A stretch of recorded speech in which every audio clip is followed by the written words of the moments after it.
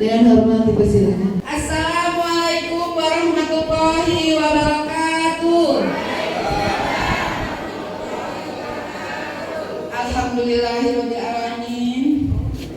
Saya sangat bersyukur kepada Allah Subhanahu wa taala karena pada kesempatan hari ini dapat berkumpul bersama-sama yang insya Allah kita bersilaturahim antara PWI dari Kota Tangerang dan purna tugas dari Karawaci. Selawat dan salam kita curahkan kepada junjungan Nabi besar kita Muhammad SAW beserta keluarga, sahabat-sahabatnya dan para pengikutnya. Semoga kita semua mendapatkan syafaatnya. Yang saya hormati Bapak Ketua PWI dari Kota Tangerang, semoga sehat selalu dan selalu dimuliakan oleh Allah Subhanahu wa taala. Dan Bapak Ibu semuanya, saya mengingat beberapa tahun yang lalu untuk pembentukan terutama adalah Pensiunan Karawaci. Pertama sekali kita dibentuk di Gunung Sindur ya, di Pondok. Insya Allah mudah-mudahan kita nanti bisa kumpul bersama-sama lagi. Saya dulu punya angan-angan kalau punya pondok, Pak Kardi saya bilang, atau Pak Haji Nanang dan semuanya pengen namanya purna tugas, saya bilang kayak gitu. Purna tugas gitu. Jadi selesai tugas kita semuanya tidak lihat siapapun, kita punya pondok gitu loh, punya kegiatan gitu. Saya hanya sebagai perantara dan qadarullah itu kan Allah yang punya gitu loh. Ya insya Allah semuanya dikabulkan oleh Allah Subhanahu wa taala. Saya memohon doa kepada ibu-ibu dan bapak. Kebetulan di sini ada terangnya tuh Ananda Muhammad Rano Alfat. Kebetulan saya punya anak 5 dan Mas Rano ini adalah yang berkecimpung di politik. Anak yang nomor 2 adalah di properti. Mungkin dia usahanya sama-sama senang sama senang. Saya beli rumah, saya bayar. Nah, selesai itu sudah, gitu kan, tidak ada masalah. Kemudian yang nomor 3, Dokter Maisa adalah dokter gigi. Mungkin kita berobat gigi, setelah selesai diobati dibayar, aman, insya Allah gitu. Kemudian yang nomor 4 adalah Mbak Maisa, Mbak Bella, yang insya Allah tadi nitipin kue, katanya untuk ibu-ibu semuanya. Rasa terima kasih saya udah selesai sekolahnya, ibu-ibu guru dan semuanya aman, beli kue, bayar, selesai. Kan yang terbaik untuk anakku Muhammad Rano, dan tolong jaga dia dari hal-hal yang tidak diinginkan oleh kita, hal-hal yang memang tidak diridhoi oleh Allah Subhanahu wa taala. Jadi benar-benar apa ya? Katanya, "Mah, kalau saya anak muda gak berani untuk di politik, nanti siapa?" Dia bilang kayak gitu. "Doakan aja saya, Mah," dia bilang gitu. "Kalau semuanya gak berani, yang ini gak berani, semua gak berani," katanya gitu. Saya doakan semoga saya jadi DPR yang aman. Saya akan mencoba membantu karena sekaya apapun punya uang banyak, kalau kita tidak masuk di DPR sulit untuk membantu yang lain. Mau membantu untuk jalan-jalan, membantu musibah, membantu apa itu sulit, Mah, katanya. Insya Allah, Mah. Nah, pertama alhamdulillah sudah selesai, jadi sekarang dia ingin kembali menjadi anggota DPR. Sekali lagi kepada bapak-bapak, ibu-ibu yang telah hadir di sini, mohon kiranya doanya dan dukungannya. Karena Pak Haji Saleh adalah dari daerah Tanggamus, Lampung, sudah 35 tahun kami di sini. Jadi masyarakat di Tanggamus itu ingin bapaknya kembali. Sebetulnya kami semuanya sudah ingin tawadu, ingin istiqomah, ingin ya perjuangan yang sudah cukup lama gak akan selesai dunia, karena kita gak akan bawa dunia ini semua, tapi ya insya Allah bermanfaat untuk orang banyak, dan tawadunya kita kepada Allah itulah yang kekal kita nanti. Jadi bapaknya disuruh pulang kembali ke Bandar Lampung untuk memimpin Tanggamus. Mudah-mudahan langkah yang diambil kami semua ini adalah langkah yang terbaik menurut Allah Subhanahu wa taala. Amin ya rabbal alamin. Sekali lagi terima kasih, mohon maaf lahir batin kalau ada kata-kata yang tidak berkenan dan apa yang disediakan ada kekurangannya. Bu Haji, terima kasih luar biasa. Pak Budi, terima kasih, dan Ibu semuanya. Alhamdulillah.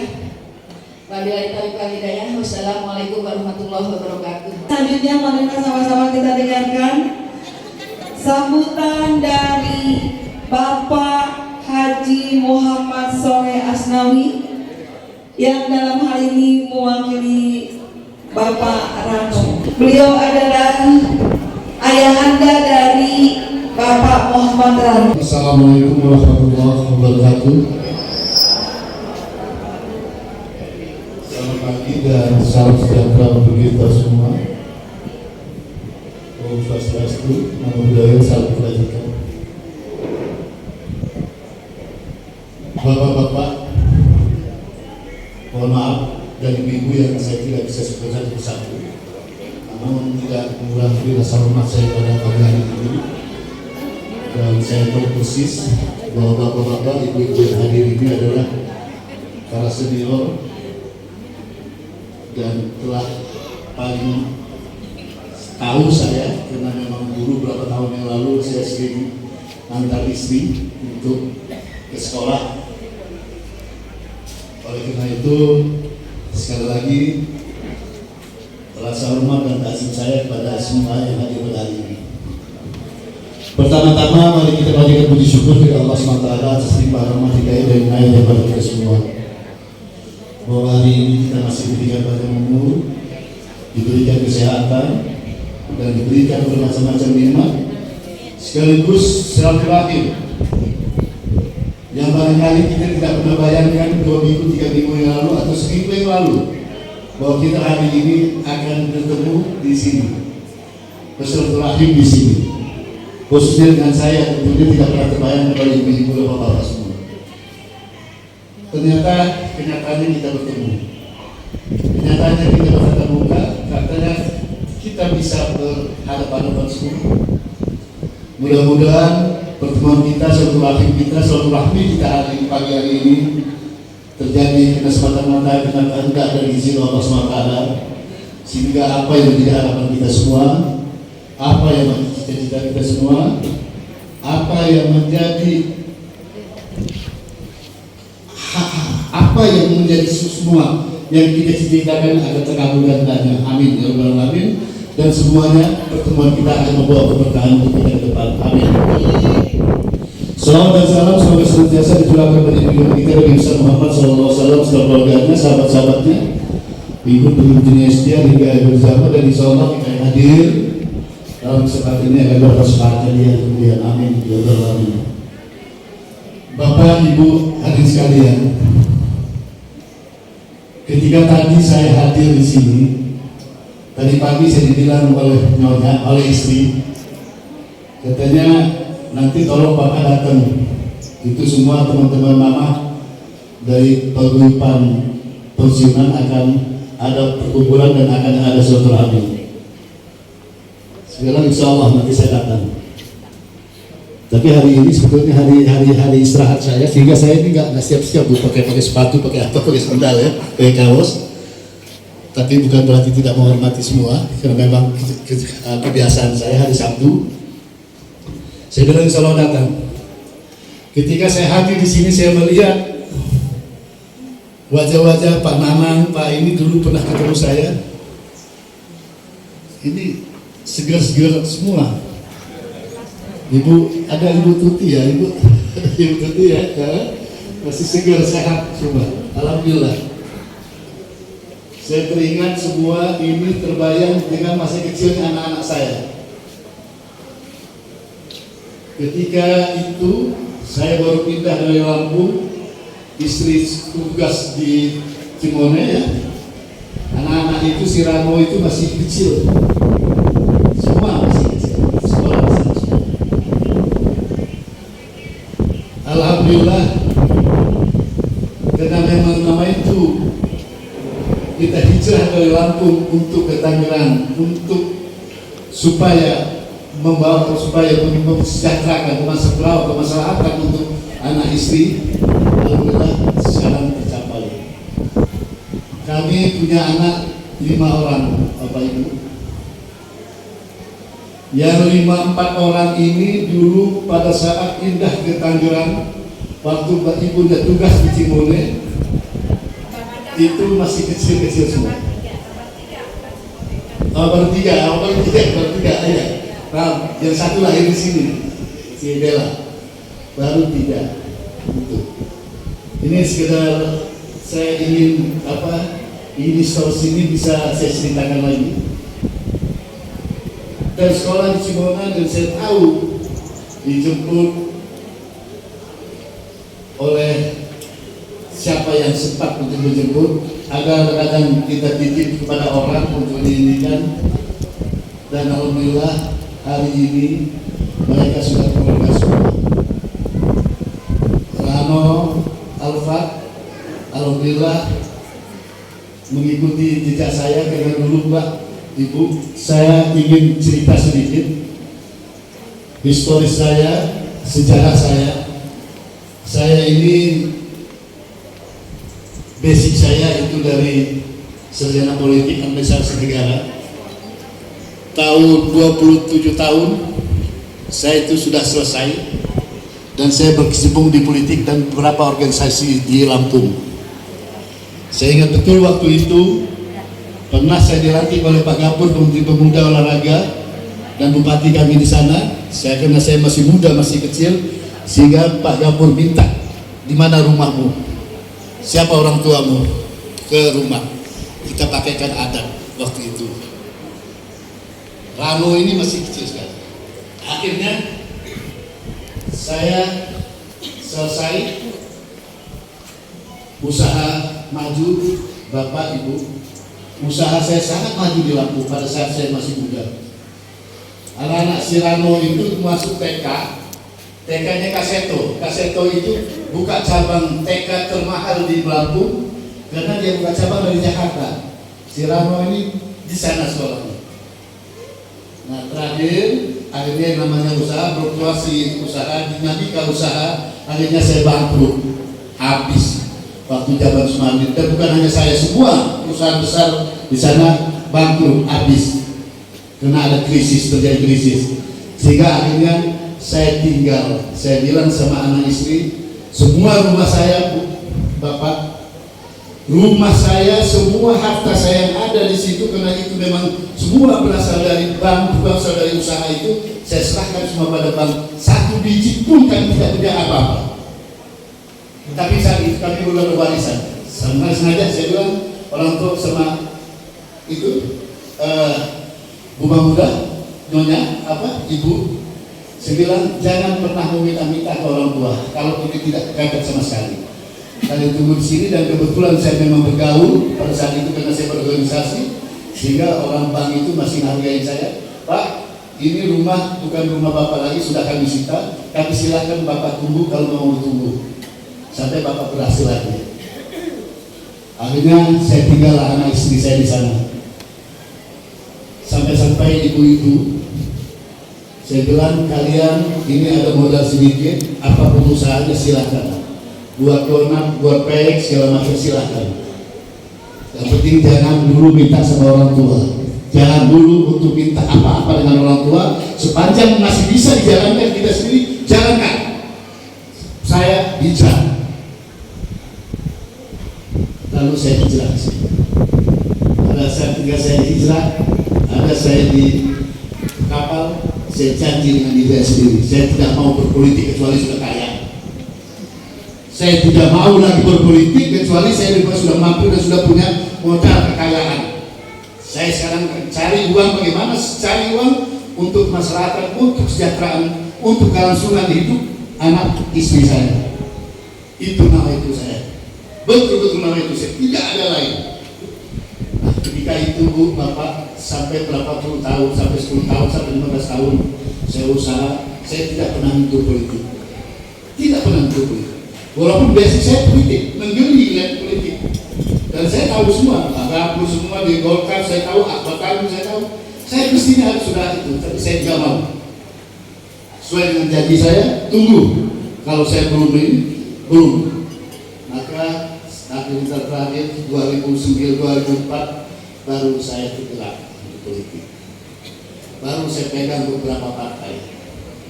Ada beberapa partai tawarkan pada saya dan saya pegang dengan basic saya itu. 2009 masuklah saya dari partai politik dan jadilah anggota dewan di kabupaten. Karena saya sudah merasa punya kemampuan, saya sudah punya merasa sudah sudah settle. Anak-anak sudah bisa sekolah, semua sudah bisa terbiayai, dan biaya ada, uang ada. Akhirnya saya berpolitik sampai 2 periode. Terakhir saya pimpinan salah satu pimpinan di Dewan di Tangerang Selatan. Rano, ketika saya untuk 2 periode, Rano masuk ke provinsi. Dewan provinsi. Saya ingin mengatakan kepada semua yang hadir pada hari ini bahwa pada dasarnya kita itu punya kewajiban. Saya katakan tadi, saya kalau belum kaya, saya kalau belum punya uang, saya kalau belum bisa biaya sendiri-sendiri, saya belum mau berpolitik. Karena kalau itu sampai saya paksakan berpolitik, saya akan menghabiskan uang negara, menghabiskan uang rakyat, dan dosa besar untuk saya. Itu. Maka saya tidak mau. Ketika saya sudah mampu, saya bilang sama Rano, Rano, Anda jangan rusak, jangan berpolitik dulu. Papa tahu, kamu punya genetik untuk berpolitik karena dari Papa. Dan sekolah di hukum itu ada connectingnya, itu masalah politik. Tapi jangan berpolitik dulu, kecuali memang betul-betul sudah mampu. Dan kamu saya kasih usaha ini, jalankan ini usaha. Kalau kamu sudah hebat, sudah manjur, sudah berhasil, masuk politik. Dan masuk politik jangan tangguh-tangguh. Kenapa saya bilang begitu? Karena memang berpolitik ini dalam rangka ibadah. Kalau kita jadi anggota dewan, jadi anggota pimpinan eksekutif atau legislatif, itu dengan nama itu ibadah. Tidak ada lain kecuali ibadah untuk kemaslahatan masyarakat banyak, untuk kesejahteraan masyarakat banyak, untuk kemajuan negara, untuk kemajuan daerah. Dia kayak itu. Makanya kita harus punya modal dulu. Kalau belum punya modal, jangan pernah coba-coba. Nanti ujung-ujungnya ke KPK, ujung-ujungnya kita berdosa, ujung-ujungnya kita jadi stres. Banyak. Nah, karena memang berpolitik itu, dewan pimpinan itu, pimpinan eksekutif itu adalah yang menentukan, menjalankan segala aktivitas, segala keputusan apa yang telah diputuskan oleh legislatif anggota dewan. Anggota dewan ini adalah mewakili rakyat secara keseluruhan, mengingat asli masyarakat, masalah rakyat, apa kebutuhan rakyat itu diserap oleh anggota dewan dan diajukan kepada eksekutif, pada pegawai negeri, pegawai eksekutif. Nanti dibahas di sana, setelah dibahas, diputuskanlah menjadi undang-undang, diputuskanlah menjadi peraturan bahwa ini kita membangun di daerah ini harus ini, harus ini, harus ini, harus ini. Uangnya dari mana? Dari sini, dari sini, dari sini, dari sini. Siapa yang melaksanakan? Eksekutif, bupati, jajarannya ke bawah, dan yang ngawasi dewan. Kalau dewan itu tidak mumpuni, dewan itu tidak jujur bekerja sama pelaksana eksekutif, ya akhirnya yang korban masyarakat. Ya kan? Nah itu yang kita tidak inginkan. Nah inilah Bapak Ibu, kalau saya boleh memberikan saran, saya tahu, saya yakin Bapak Ibu semua karena sudah profesional, sudah ngerti persis. Tapi paling tidak ini bisa saya mengingatkan untuk memberikan pencerahan kepada tetangga kita, kepada saudara kita, kepada ibu-ibu yang lain. Tolong jangan sampai disia-siakan suara kita, baik untuk memilih presiden, memilih bupati, memilih gubernur, memilih anggota legislatif, dengan sia-sia hanya jumlah meriah. Hanya tidak itu. Harus dipelajari siapa manusianya itu, siapa orangnya itu yang menjadi kumpul ini tidak. Mereka betul-betul bisa membawa keberkahan tidak, membawa kemaslahatan untuk masyarakat tidak. Karena bagaimanapun itu adalah salah satu, kita ini umur nggak tahu. Tahu besok, tahu kapan kita akan ditarik oleh Allah.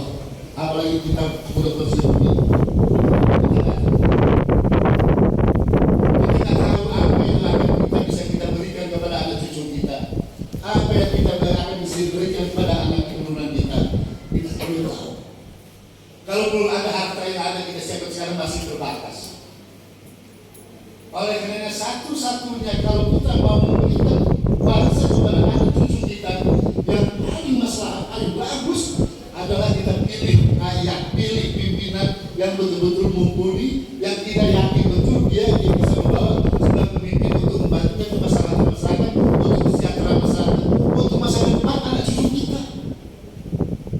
Kalau kita pilih pimpinan yang gagal, pimpinan kita ini anak cucu kita yang akan jadi korban. Kita tidak tahu, kita sudah berangkat, kita sudah dipanggil Allah.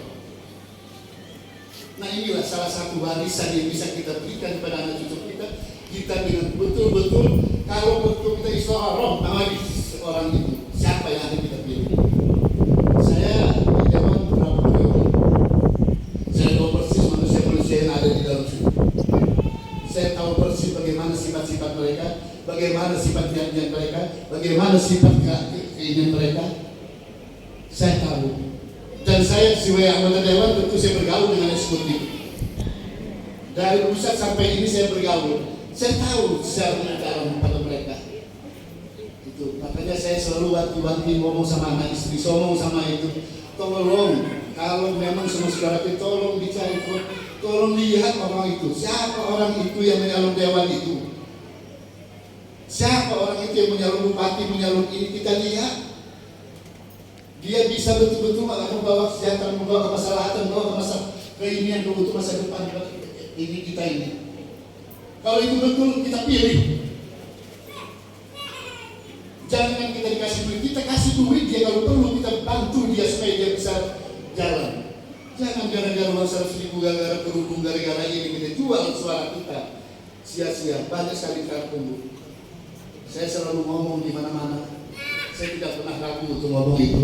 Karena memang ini kebenaran dan saya memang sudah pelajari semua. Dan ini memang kebenaran yang hakiki bahwa kalau kita salah memilih, yang akan jadi korban anak cucu kita. Bayangkan, kalau Bung Karno tidak memerdekakan kita, apa jadinya kita sekarang? Itu. Dan kita lihat juga pemimpin-pemimpin yang punya visioner yang ke depan. Kita memilih presiden ini juga kita lihat siapa yang harus kita pilih. Kita renungkan, kita pilih lah Pak. Inilah. Jadi kalau Rano ini insya Allah, makanya kami minta dukungan, kami saya berani meyakinkan bahwa Rano ini betul-betul memang amal itu kan memang mau untuk memperjuangkan kemaslahatan untuk demi masyarakat dan demi negara. Karena kalau mereka ini di level DPR RI itu sudah tingkat negara yang mereka perhatikan. Kalau di level kabupaten kota tingkat daerah yang mereka hitungkan. Kalau level Rano ini, insya Allah Rano juga bisa bantu. Kalau ada hal-hal kesulitan tentang kita tentang apapun, nanti kalau misalnya tidak sempat ketemu Rano, ibunya ketemu saya, ketemu keluarga yang lain, bisa kita inginkan. Tapi tolong dibantu. Nah inilah Rano. Kalau Rano ini insya Allah memang sudah kita didik, sudah kita besarkan dan sudah saya modalkan. Alhamdulillah. Rano dia punya usaha, dia sudah punya passive income, dia tidak perlu merongrong negara karena dia tanpa dia bekerja dia pun sudah mendapat passive income, misalnya kontrak dan sebagainya dan sebagainya. Itu salah satu contoh.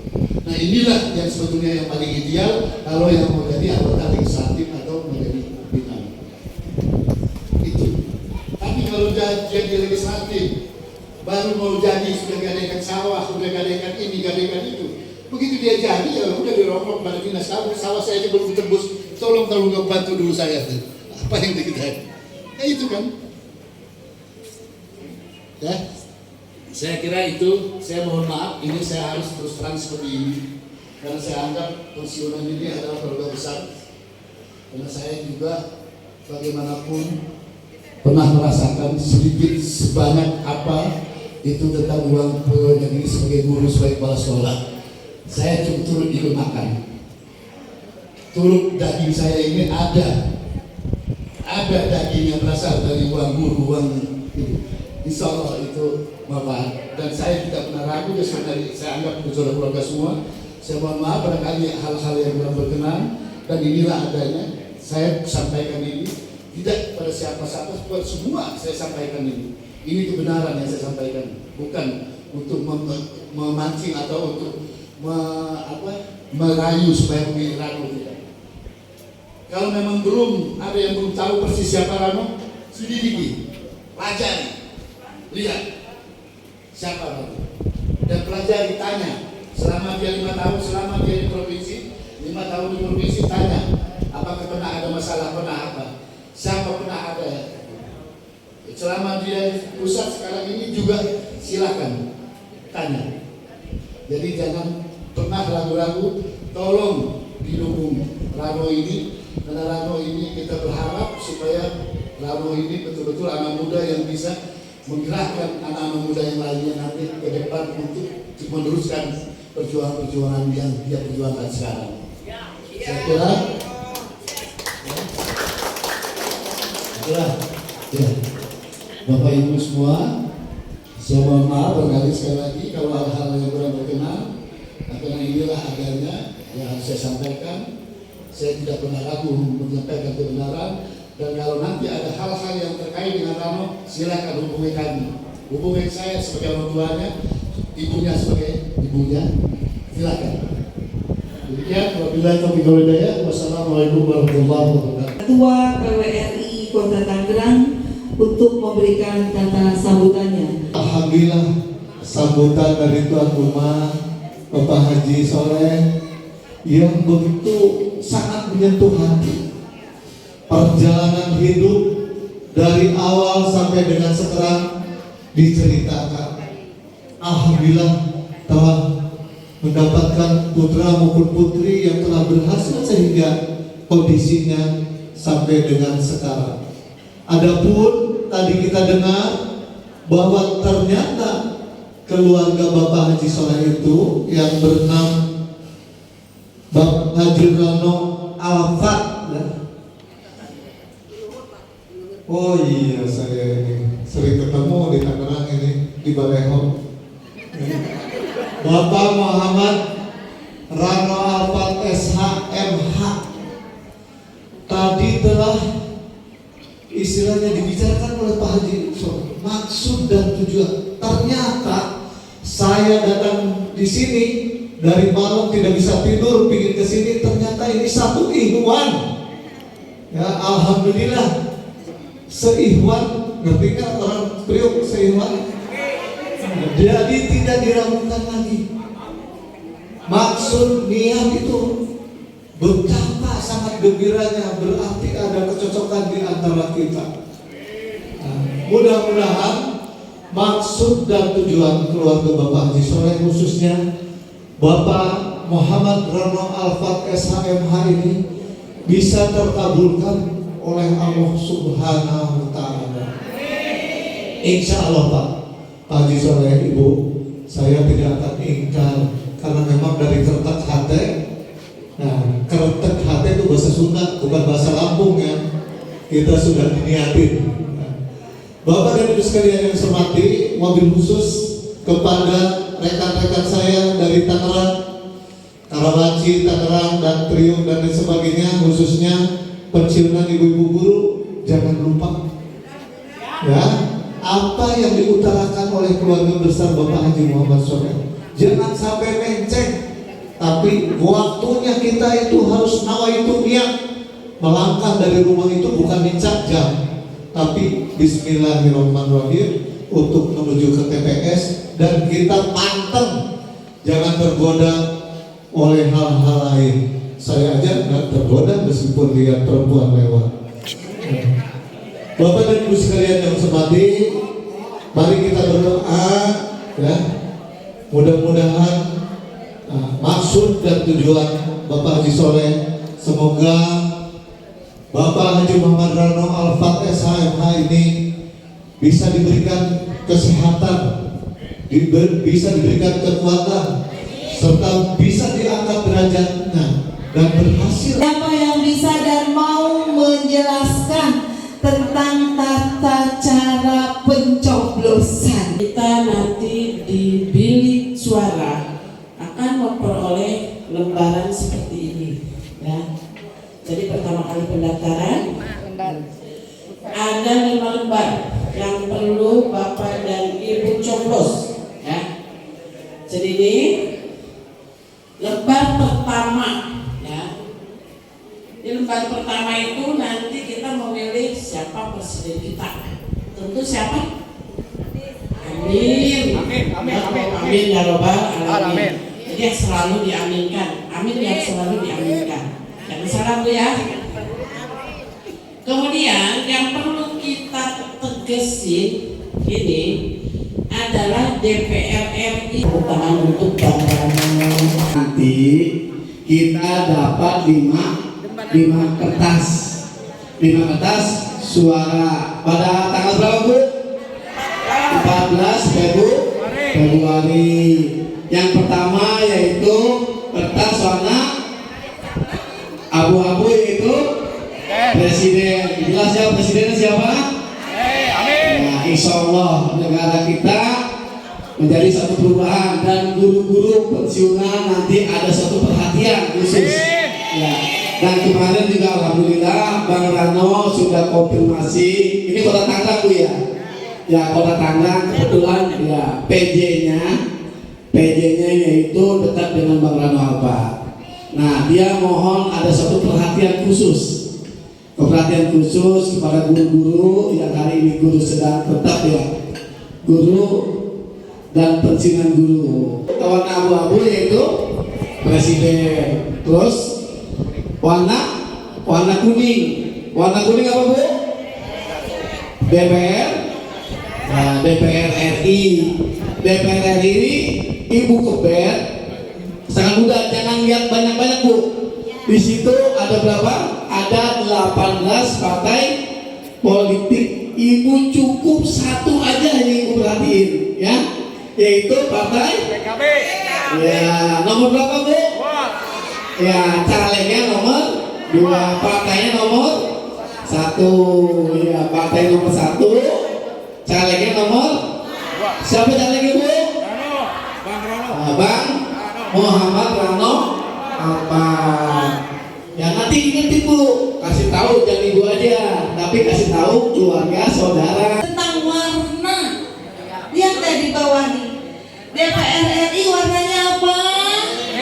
Kuning. Mari kita sama-sama menundukkan kepala, menadah tangan, memohon kepada Allah Subhanahu wa Ta'ala. Mudah-mudahan yang pertama kita sebutkan saja Bang Rano Alfa. Mudah-mudahan di hasilnya tujuannya dan kesehatannya semua oleh Allah dikabulkan. Selain daripada itu, mudah-mudahan kita semua yang hadir di sini diberikan kesehatan rohani dan jasmani beserta sehat ekonomi. Dan mudah-mudahan semuanya diberikan panjang umur dan jangan nikah lagi. Ila hadiniah wa kulli niyatin sholihah wa ila haratin Nabi Mustafa al-Fatihah. A'udzu billahi minasyaitonir rajim. Bismillahirrahmanirrahim. Alhamdulillahi rabbil alamin arrahmanir rahim maliki yaumiddin. Iyyaka na'budu wa iyyaka nasta'in. Ihdinas siratal mustaqim.